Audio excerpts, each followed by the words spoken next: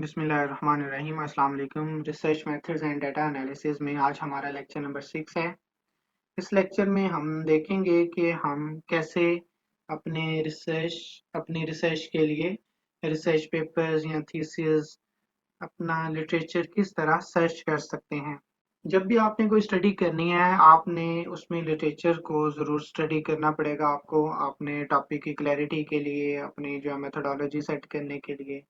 तो ये आप कह लें कि लिटरेचर जो है इसकी बेस पे ही आपकी रिसर्च होती है।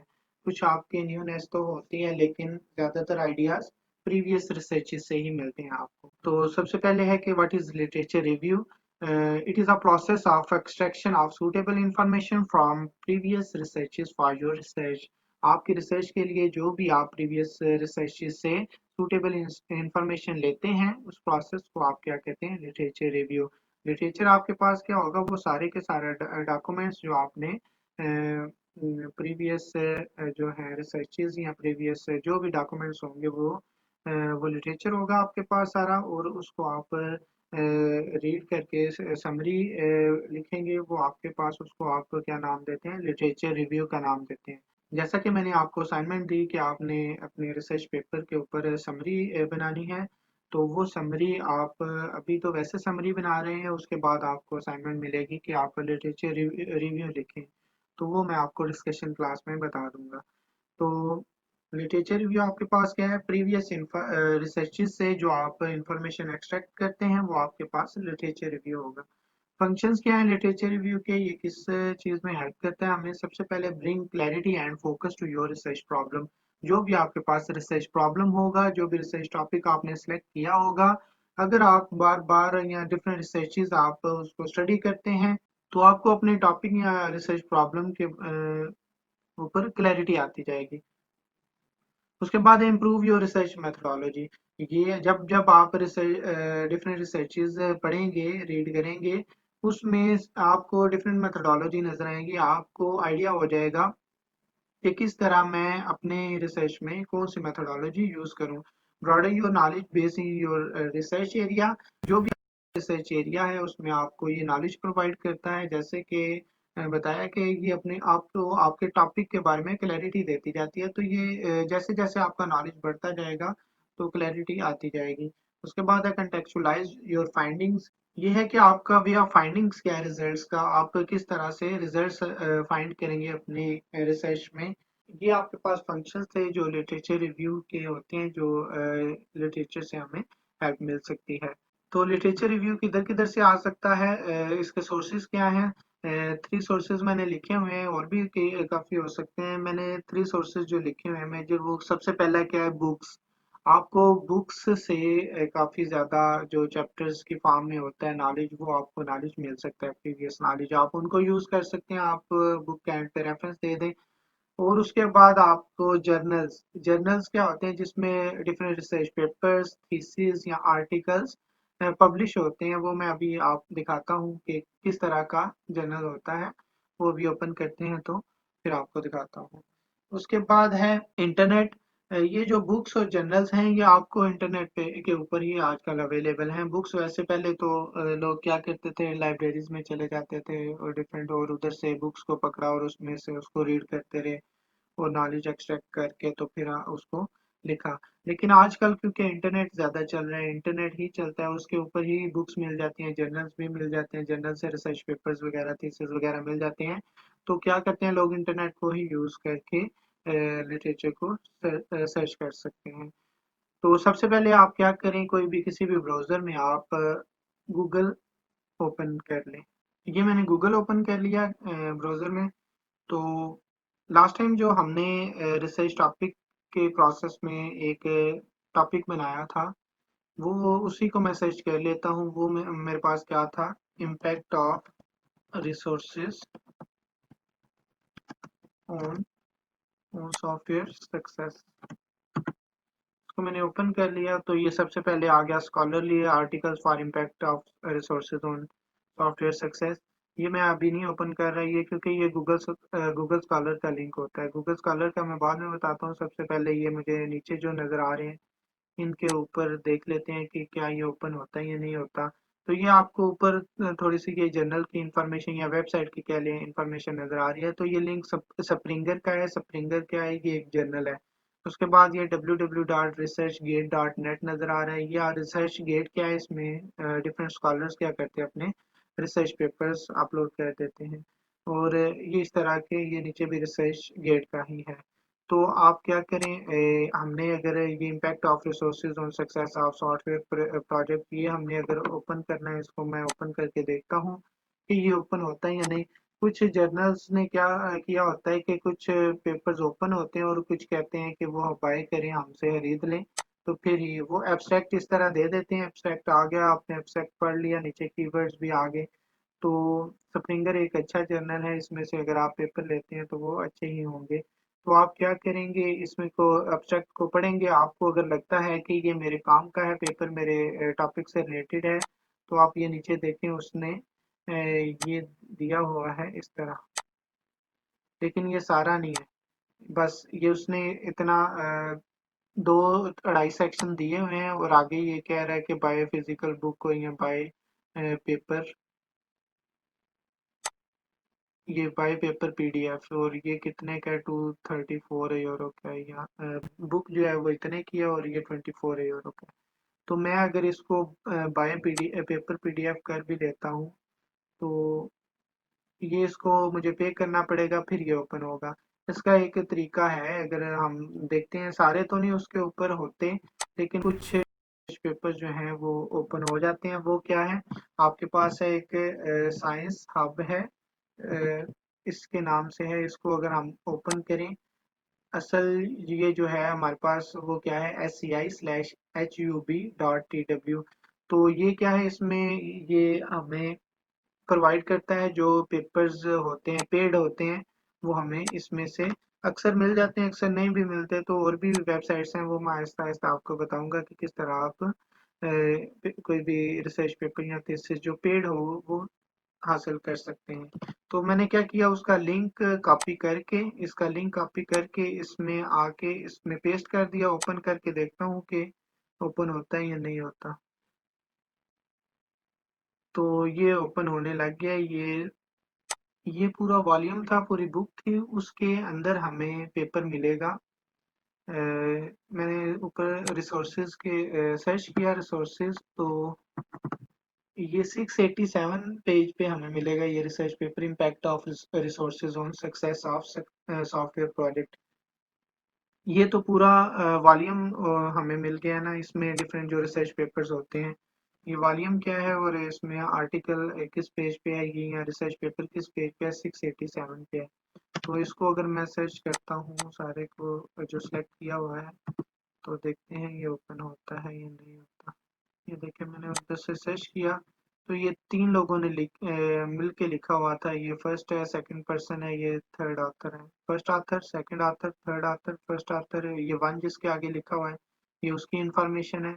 सेकंड ये सेकंड वाले की, और फर्स्ट भी इसके साथ ही है। तो ये ऊपर उनकी इनको बायोडाटा लिखा हुआ है, ये किधर से हैं, इंडिया से हैं। जिन लोगों का ये रिसर्च पेपर था, और सबसे ऊपर आपको एब्स्ट्रैक्ट नजर आ रहा होगा। बाकी रिसर्च पेपर्स भी थे, हमारे काम का ये था इस वॉल्यूम में, तो इसलिए हम इसमें आ गए। तो ये सबसे पहले एब्स्ट्रैक्ट होता है। एब्स्ट्रैक्ट क्या होता है? एक समरी होती है जो इसमें जो आप जो रिसर्च पेपर आप पढ़ रहे हुए हैं, या आपने अगर आपकी ये रिसर्च है, तो एब्स्ट्रैक्ट लिखते हुए आप उसमें क्या लिखेंगे, आपने इस पेपर में क्या किया हुआ है वो सारा उसमें लिख देंगे।